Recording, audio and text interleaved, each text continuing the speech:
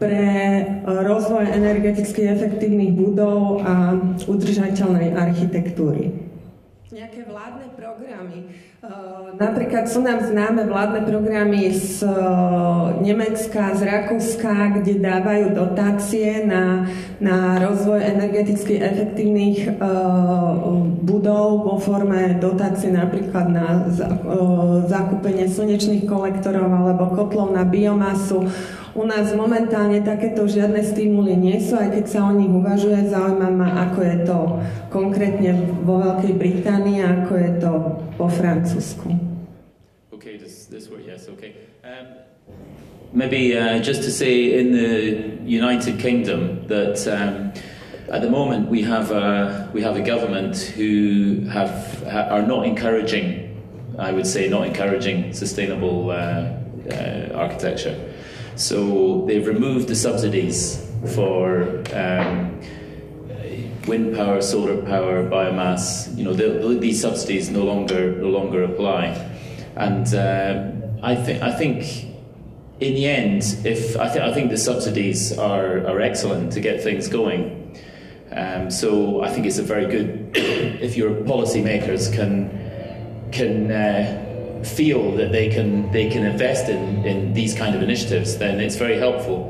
But I think the conclusion this morning was that we also just have to take it on ourselves as a profession and as a construction industry and point the way forward, because you can't rely on the government to compel things to happen. They can make an influence, and that's a good thing, but I think we also have to look at ourselves. We also talked this morning about the investment, arrangements and how difficult it is to work in an environment where the short-term profit precludes against taking certain actions as a designer. But again, I think it's easy to say that and to say it's difficult but I think you have to look for solutions in all these situations and find a way out. As an industry. So if the industry points the way, eventually the government and the investors and everyone else will follow. No, I think in France, yes, probably it's the same as my neighbor in England, in London. We talk a lot about this, but in reality the facts are not really answering the wishes and the wills. Very often also the problem is that we have a lot of good intentions, but something is missing. It is a real observation of the results. What are the real results of this project? And this, for me, is very important to count, to see precisely when the building is finished, if the objectives that we were thinking in the calculation are still the same. So, it's also, there is a lot of things that are said, but in the reality, I'm not sure that things are so clear. So it's why I think there is a very exciting and interesting positions for architects to work on these questions. It was already done. I remember when I was a student, it was in the 70s, between 70s and 80s. There was very interesting studies about energy savings at this time. Not so technological as today, more intuitive, more experimental on energy savings, on solar heating, passive houses. For me, they were more linked with a sort of observation of some climatic things that we can see in the reality and how we can improve them and develop them in some projects. I think because we are architects, we have a sort of sensitive attitude to what we see, what we know from other cultures, from wind towers in Yemen, from climatic conditions in Algeria, on situations that are developed in northern countries. And from this observation, from this diagnostic, from this experimental ability for architects to understand this, I think really we can really touch a very good, interesting point of these questions of sustainability today. So perhaps for me it's more, calculation is very interesting, but I don't know how to calculate. I need engineers for that. But generally I give the objectives, I give the intentions, and I give a sort of if we do it like this, I think it will work. Please calculate it for me. But it's always starting from a sort of physical, personal experiment and experience. And this is, I think, as architect, with our capacities of sensible approach of the things, we are really important part of the development of this sustainable process. Thank you very much. Chce niekto zareagovať na architektov? Inak pre mňa bolo zaujímavé počuť, že už v 70. 80. rokoch vo Francúzsku sa riešil tento problém. To u nás vtedy ešte sme o týchto veciach moc neriešili, teda v priemete do architektúry samozrejme. Využijem teda prítomnosť aj zástupcu investora jednej z budov, ktoré sa momentálne dostavujú a ktoré získajú v certifikácii BREEAM Excellent, pána inžiniera Jankoviča, a chcem sa opýtať, ako je skúsenosť jeho ako investora. Získavajú sa úvery a finančné prostriedky na financovanie udržateľnej architektúry v súčasnosti jednoduchšie ako povedzme na iné typy budov, alebo je to problém, lebo momentálne je trošku s finančnými inštitúciami problém v podpore projektov do výstavby. A zároveň ešte hneď aj druhá otázka, že či je vaša skúsenosť taká, že projekty udržateľnej architektúry sú ešte stále drahšie oproti iným typom budov klasických, tradičných. Dobrý deň, prajem. K tej prvej otázke. Pri získavaní úveru myslím si, že tá situácia sa nijako veľmi nezmenila a ani v dnešnej dobe v tom vyjednávaní s bankou pri získavaní úveru, či je budova trvalo udržateľná, aký bude mať certifikát, to až takú veľkú rolu nehrá. Banka, ak by som to mal možno vulgarizovať, banka nie je na to až tak príliš veľmi zvedavá. Banka chce veľmi racionálne svoje peniaze naspäť a preto to, čo ju zaujíma, sú predovšetkým varty, to znamená priemerná dĺžka nájomných zmluv a výška nájomného. To je to, čo vlastne banku nejak zaujíma. A samozrejme v čase, keď vyjednávame s bankou o úveroch, tak banku, pretože vlastne vtedy ešte sme v štádiu kedy vlastne ideme z vlastnej equity a vyjednávame s potenciálnymi nájomcami, tak banku hlavne predovšetkým zaujíma prednajatosť. To je to, čo je takým tým hlavným driverom pri tom získavaní alebo nezískavaní úveru. Je to taká krutá realita, ale je to proste tak. A takto to bolo aj pri výstavbe fórumu, teda Fórum Business Centrum, ktorý dokončujeme vlastne v týchto dňoch. Minulý týždeň sme kolaudovali a nájomník, teda Telekom, ktorý obsadí takmer 85% tejto budovy, sa začína sťahovať koncom mája a plne obsadená budova by mala byť teda na tých 85% Telekomom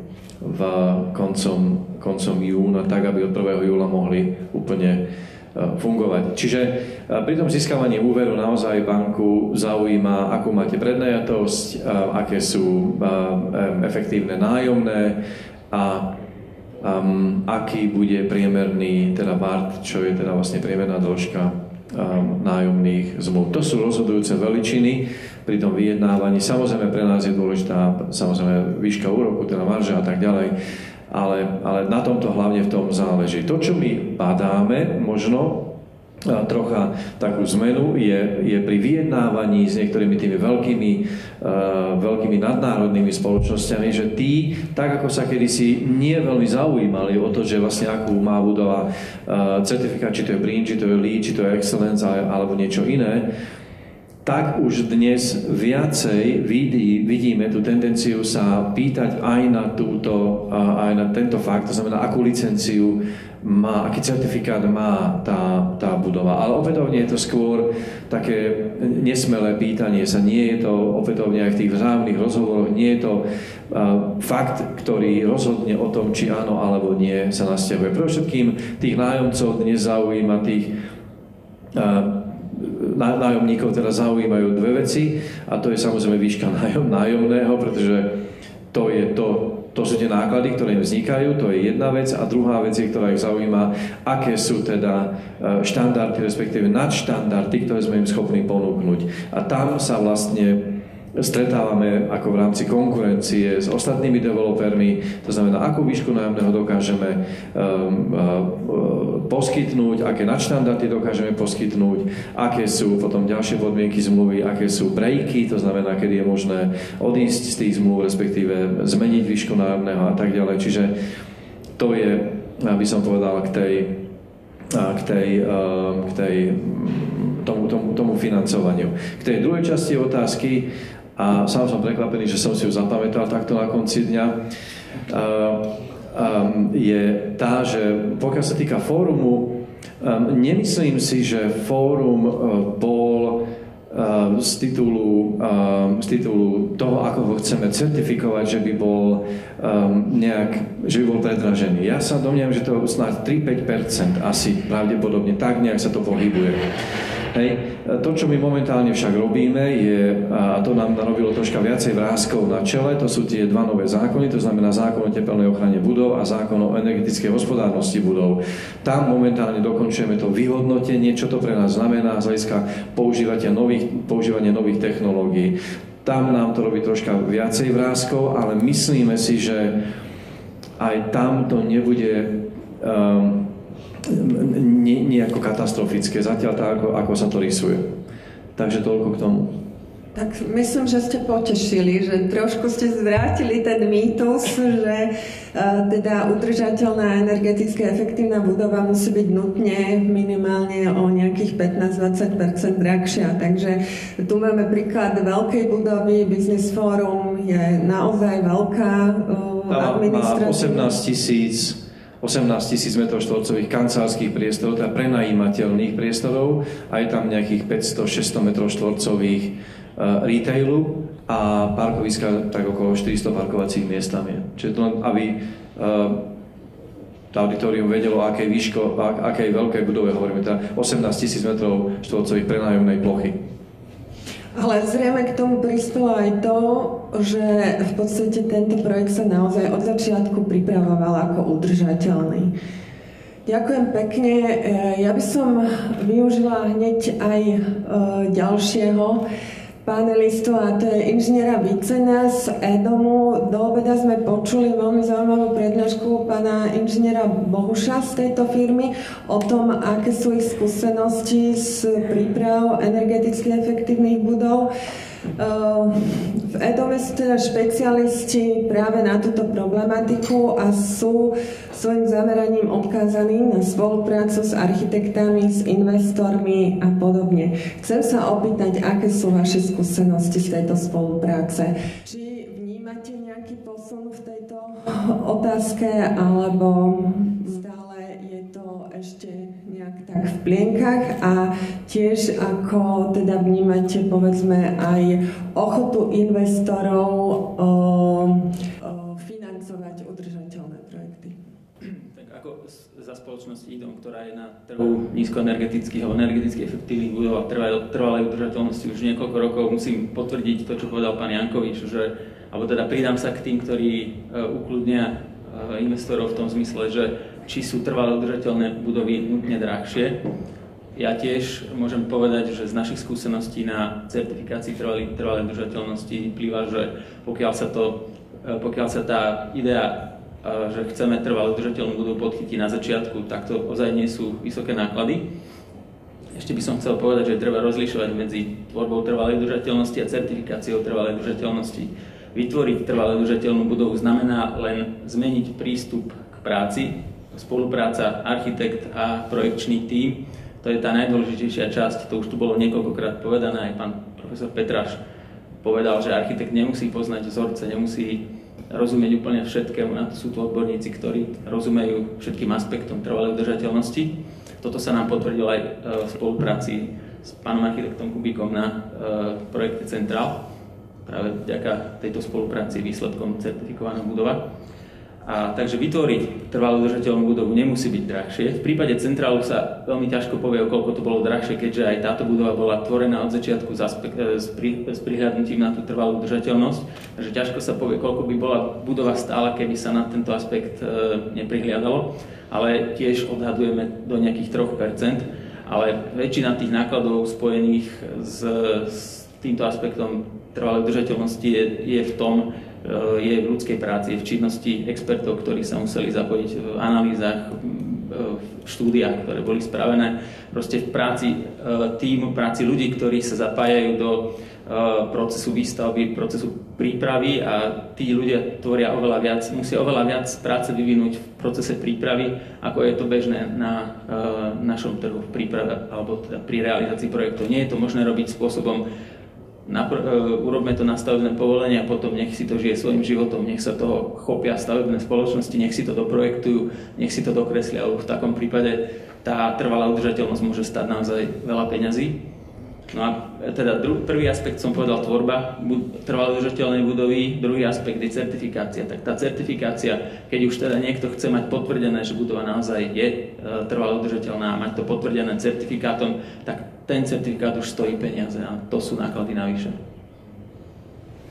A môžete aj povedať, že aké percento nákladov z celkových investícií je práve tá certifikácia, lebo teda nemáme asi až takú predstavu. Závisí od veľkosti projektu, ale sú to rádovo zlomky percent, takže to nie sú desiatky ani jednotky percent. Poplatky, ktoré sa platia certifikačným inštitúciám, to sú v závislosti samozrejme od veľkosti projektu, sú tam nejaké fixné náklady a potom sú náklady variabilné v závislosti od veľkosti tej budovy. Rody Langmore chce zareagovať, tak poprosím mikrofón. I think there's another way of asking the question, which is how expensive is it not to design a sustainable building? Because all we're talking about is capital cost, not about the cost over the lifetime of a building. And the amount of energy and money that's saved by the people who pay the bills, for buildings. Really we have to get on to a different way of valuing the buildings that we make over their lifetime. Mal by som otázku, prakticky tú istú na pána Jankoviča aj na pána Kubíka. Na pána Jankoviča ako investora, čo bolo pre vás motiváciou robiť certifikovanú budovu? Bolo to nejaká požiadavka investora alebo sledovanie trendov, alebo doteraz sme sa stretávali s tým, že vlastne developer, ktorý nebol primárne užívateľom budovy, nemal veľký záujem, pokiaľ nebol tlačený nájomcom alebo niekým iným robiť takéto budovy. Takže čo bolo tým obratom, prečo ste do toho išli? A vlastne podobná otázka by bola aj na pána Kubíka, aj keď nie je zástupca developera. Aký bol ten proces, keď sa investor rozhodol ísť do certifikovanej budovy? Či viete, aká tam bola motivácia? A taká podotázka, pán Jankovič už spomínal to približné navýšenie investičných nákladov. Vieme, že čím neskôr sa toto rozhodnutie urobí, tým je tá zmena drahšia. Takže máte nejaký odhad, keďže centrál nebol koncipovaný od začiatku ako certifikovaná budova, či tam bolo nejaké výraznejšie navýšenie investičných nákladov? Ďakujem. Ten motív bol asi, má možno dva také aspekty, alebo dve také stránky. Tá jedna bola aj istá zodpovednosť v tom, čo robíme, a taký možno aj samozrejme prispôsobenie sa trendu, to, čo je dnes vyžadované. A druhá vec je samozrejme aj to, že si uvedomujeme, že v istom momente z tej budovy my budeme exitovať. To znamená, tak ako to je developerský cyklus, to znamená, v istom momente z neho vlastne odídeme, tak ako sme odišli z Auparku Bratislavského minulý rok, kedy sme ho predali Univer Rodámku. A myslíme si, že ťažko povedať, v ktorom období to bude, ale určite takýto certifikát bude pridanou hodnotou pre túto budovu. Čiže samozrejme bol to aj tento motív. Mne sa už ťažšie bude hovoriť ako do obeda, lebo je tu aj jeden z akcionárov, ale to len ako na odľahčenie hovorím. My nemáme nejakú animozitu, naopak. Mne sa podarilo za roky vybudovať vzájomnú dôveru. Tu si nekúpíš, jak sa hovorí. A my sme všetky budovy robili, to nebola prvá budova, vyvrcholilo naše úsilie centrálom, a predtým sme spolupracovali so zahraničnými investormi, čiže nás nenútia certifikáty alebo nejaké nové kritériá, jak som do obeda hovoril príspevku, ale zdravý rozum a prirodzená nejaká inteligencia toho celého procesu, aby sme vytvorili dielo, vlastne robota robí robotu aj pre architektu. A ja som sa nenáhodou dostal aj k centrálu, ako to nemohla byť prvá práca. Takže my sme už nejak boli pripravení, poviem aj otvorene, s izraelským investorom, ktorý veľmi presne mal kritériá hodnotenia a rozradenia, napríklad 10B, som nevedel, čo je to 10B, o Building Management System. Čiže ja už som mnohé veci mal predštudované, ktoré sa teraz nejak systematizujú do nejakých tabuliek. Takže nebolo to nové a nerobili sme to kvôli certifikátu, ktorý navyše je zlomkovým nákladom, ale myslím si, že veľká úspora, ľudovo sa hovorí, dobrý architekt sa jeho honorár vráti. Takže, jak tu bolo povedané, myslím si, že to aj o tej, nehovorím len o sebe, ale o dobrých tvorcoch, že ten strojca myšlienky, tej kompozície vo všetkých zložkách, aj technického vybavenia budovy, architekt je vlastne komponista celej skladby. A keď je to dobre začaté a s dôverou investora, dlhoročnou skúsenosťou a vzájomnou dôverou, tak môže vzniknúť dobré dielo, ktoré sa dodatočne aj dá certifikovať, lebo má tie atribúty. A z hľadiska nákladov myslím, že dneska tu neodznelo, že pohybujeme sa v období krízy a tie ceny dneska sa dajú umným obchodným manévrovaním dosiahnuť parametre. My sme dosiahli všetky parametre, ktoré IDOM certifikoval neskôr, veľmi slušné a pravdivé, čiže technické, fyzikálne vlastnosti budovy sme neoklamali, ale v obchodnom priestore je ďaleko viac priestoru ako poplatku za certifikáciu. Takže myslím si, aj to je vhodným výberom materiálov, kombináciou, pomerom dobrého pôdorysu k fasáde, týmito parametrami, ktoré tu celkom neodzneli. Vlastne to je tá kompozícia, ktorá nemusí byť len samoučelná do nejakých tvarov, kde architekt si robí pomník, ale poviem hotel. Normálna v úvodzovkách kompozícia chodbového typu s izbami po obvode je ďaleko náročnejšia na výmeru fasády ako tvar, ktorý sme my zvolili, trianglový, blížiaci sa ku koncentrovanej mote s krátkými komunikačnými vzdialenosťami a tak ďalej. Čiže v synergii všetko súvisí.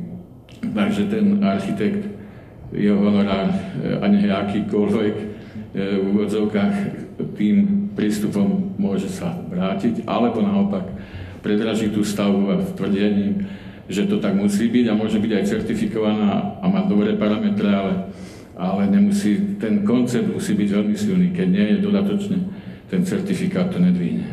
Ďakujem.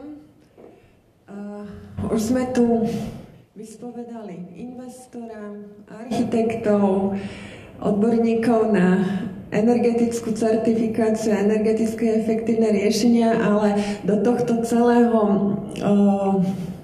kolobehu pri projektovaní udržateľných budov nutne zapadajú aj výrobcovia stavebných materiálov, preto som rada, že prijal pozvanie do panelovej diskusie aj Patrik Polakovič z firmy Holcim. Je to medzinárodný koncern na výrobu stavebných materiálov, predovšetkým cementov a betónov a navyše je to koncern, ktorý teda veľmi aktívne pôsobí v oblasti udržateľnosti.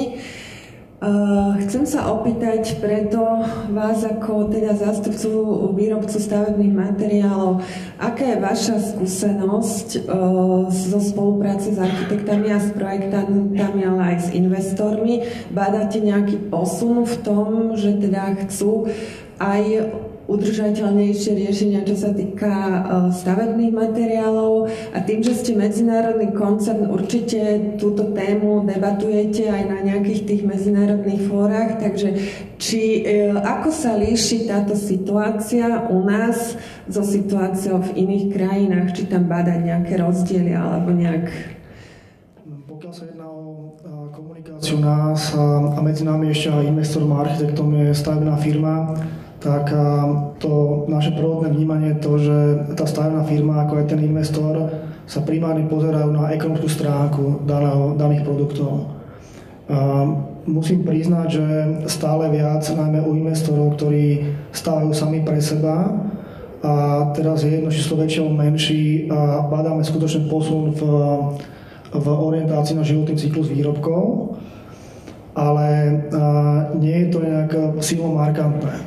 Čiže dá sa povedať, že ten dopyt je hlavne pokiaľ dáme produkt, ktorý je nákladovo rovnako efektívny a má environmentálny aspekt v sebe zakomponovaný, je to pre klienta benefit. Dneska nevidíme ochotu na strane najmä stavebných firiem platiť price premium, čiže nejakú cenu navyše oproti iným riešeniam, pokiaľ to neviem skutočne kvantifikovať. A tu nás sa možno dotknem toho, kde je rozdiel medzi Slovenskom a západnou Európou najmä, a teraz viem spomenúť Veľkú Britániu, Nemecko.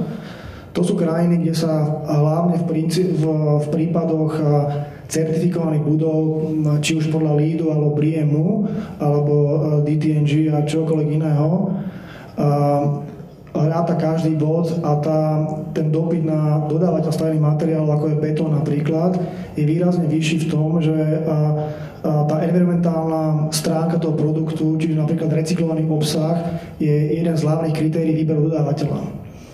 A ja môžem uvieť aj príklady, ako olympijské hry v Londýne boli vyhlásené za najviac udržateľné olympijské hry v histórii olympijských hier, tak naša spoločnosť bola dodávateľom betónu pre celé olympijské hry a víťazstvo bolo len na základe toho, že ten betón bol urobený na základe bol vyrobený z recyklovaných materiálov. A to bola obrovská konkurenčná výhoda. A ten trend najmä na západe je stále veľmi rapidný, ten dopyt po certifikáciách neskutočne rastie. Neprichádza nejakému zjednocovaniu, ale v každom prípade narastá náročnosť predodateľných materiálov, dodať materiál podľa špecifikácií a cena už nie je to kľúčové kritérium. A na Slovensku toto ešte úplne nastalo. Ďakujem, ja som mala pripravenú otázku aj na architekta Kubika, ale v podstate mi ju vyfúkol pán architekt Guniš. Smerovanú práve na tú spoluprácu architekta s investorom a s odborníkmi na energetickú efektívnosť a udržateľnosť. Takže teraz je priestor pre vás, milí naši účastníci konferencie, takže ak chcete, využite to. Tam sa hlási pani inžinierka Cmarková, takže poprosím mikrofón. Cmarková. Ja by som mala otázku na zahraničných hostí a týka sa toho, že ako sa mladý architekt dostane k vzdelaniu popri svojej práci, ako funguje to celoživotné vzdelávanie u nich aj v tejto oblasti, v nových technológiách a podobne. I guess by living. I think, education, traditionally architects used to work in an apprenticeship with a practice which goes back hundreds of years, and I think it's well known that education, university education, will only lead to a certain level of understanding and experimentation in design, and that learning has to carry on. So I think it's a big responsibility of architectural practices to encourage continuity in learning, and I think in different places there are different balances, and architects can end up following their training going into many different fields nowadays. So still with a construction, within the construction industry. So I think it's quite an exciting time, but it's also a very difficult time. Students in the UK have very few jobs to go to. I'm sure it's the same in Slovakia. It's very difficult to keep that employment going, and they're having to be very innovative about how they continue to work and learn about architecture. So I think our workforces are more mobile now. People are traveling, to get experience. But I think, in the end, I'm just beginning to think personally. For me, you never stop learning. There's no such thing as being a fully competent architect. You're always a beginner in every new situation you come to.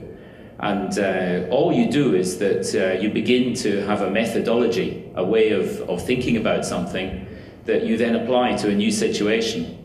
But we're always the kind of we know a little about a lot of subjects because our work takes us into many different fields, and you need to have that openness to to be open to understanding, never to be dogmatic. One of the things that comes with bad buildings and perhaps poor architects is thinking that you know it all and you take the solution to the problem with you, whereas the solution has to come out of the problem. So I don't think whether you're 60 or 20, you're necessarily more skilled at this. It's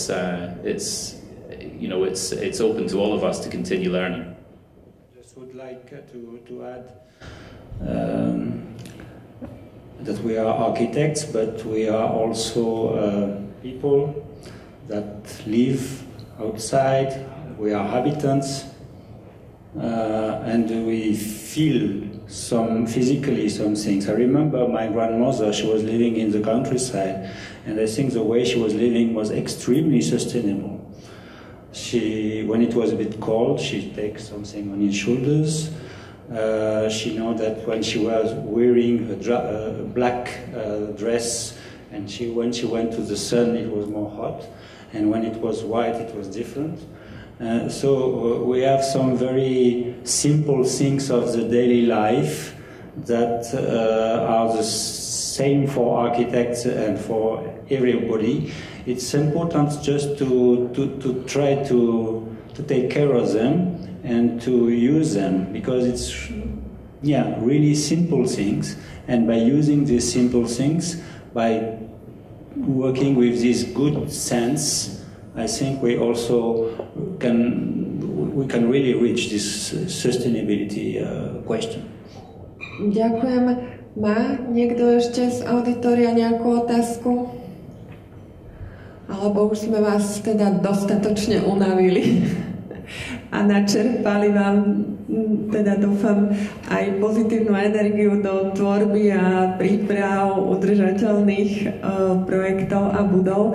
Takže ak teda nikto už nechce diskutovať, tak ja by som sa veľmi pekne poďakovala všetkým, ktorí prijali pozvanie do panelovej diskuzie, a vám ako účastníkom, že ste teda s nami tu vydržali a že ste, dúfam, získali podnetné informácie. A teraz mi dovolte vás pozvať do atria hneď vedľa na pohár vína a na nejaké občerstvenie, ktorému ale bude predchádzať slávnostné vyhlásenie výsledkov ocenenia ceny časopisu Eurostav Visio 2020 za výrazný čin v udržateľnej architektúre a vo výstavbe. Takže nech sa páči a ďakujem ešte raz.